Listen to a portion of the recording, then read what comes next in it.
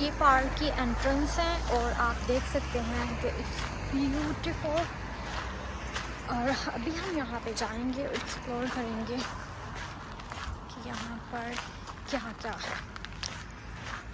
Basically ये इस park में बहुत ज़्यादा फ्लावर्स हैं, ट्रीज़ हैं, और उन्होंने उसके साथ उनकी डिस्क्रिप्शन भी बताई हुई है कि वो कौन से फ्लावर्स हैं, कौन से ट्रीज़ हैं।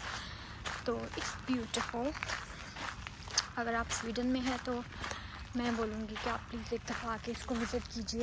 It's very beautiful. तो आप ये देख सकते हैं। मेरे पास जब भी टाइम होता है तो मैं यहाँ पे ज़रूर आती हूँ। मुझे ये बहुत खूबसूरत लगता है।